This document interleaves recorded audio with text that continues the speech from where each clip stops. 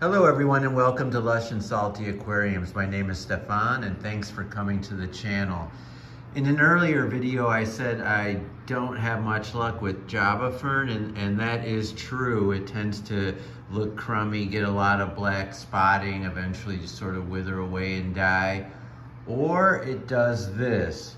While trimming the aquarium, several of my aquariums, pulling leaves that looked like this, which is a big adult Java Fern leaf. And you can see it's browning, not doing very well. Maybe the snails got to it. Maybe it has a potassium deficiency. Doesn't matter. It's always one thing or another. But what does happen, and I've heard it's because the plant is stressed out a bit, little plantlets grow along the older stems and eventually they establish some size and credibility as a plant, right? And you can literally pluck them right off the leaf, as I did with this little piece here. You can pull it off. It's actually quite satisfying. And I found 2 or 3 leaves like this with plantlets, little plants as big as some of these are. Now each of these rocks have about 4 or 5 of these little plantlets. I generally save them when they're bigger than this and throw those out, and obviously throw the dead leaf out. But what I wanted to show you was this F2 growth, these F2 plants from my aquarium, which are free from blemish. They're actually very beautiful and healthy. They don't have any of the problems that the adult leaves showed, and that could be for any number of reasons, because I put the adult plant in as emerged growth, like from those Petco canisters where they sell them, and it just never took very well. But these did take well, so I wanted to show you how I created these like really awesome Java Fern rocks. This is Dragonstone and this is black lava rock. Funny thing with this rock you can find almost on any walk with your dog. It's landscaping lava rock. Just and you can swipe a few pieces, no one will care. And then just boil the hell out of them and they're good to go. And so that's what those two, I created those 2 beautiful little displays for the Java Fern, which you can put anywhere in your aquarium now, from literally just growth on a couple leaves like this.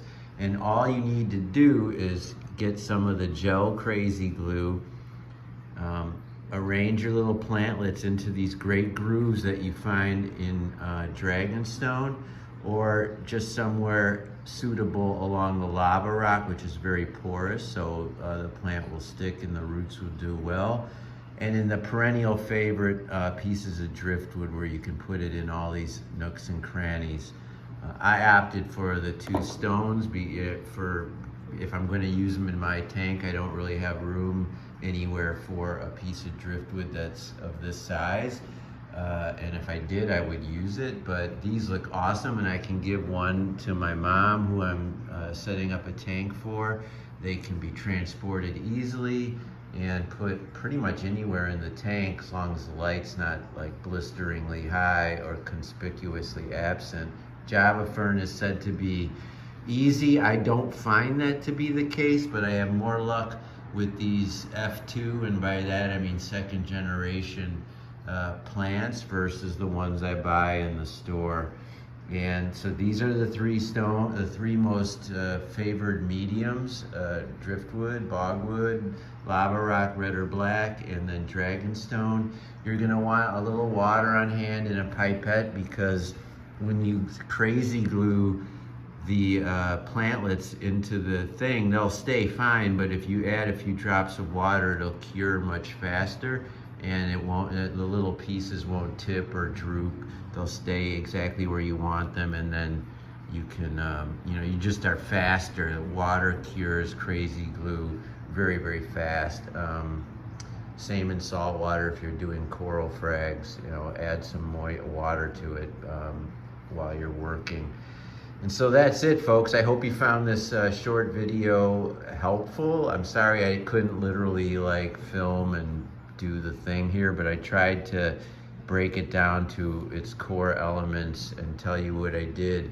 And you're gonna find these plantlets eventually. You're gonna think your Java Fern's doing terrible, and maybe it is, but if you look closely, you'll see these black smudges that at first pass just look like unhealthiness, but in fact, they're the beginnings of those little plantlets that I showed you. They start kind of as like, it looks like little black tumors, if you forgive the metaphor, and then they start to have little tendrils and roots, and eventually, and not too long, a month or two, you'll start getting plantlets. And I was able to do this, and so can you. All right, everybody, I hope this was helpful.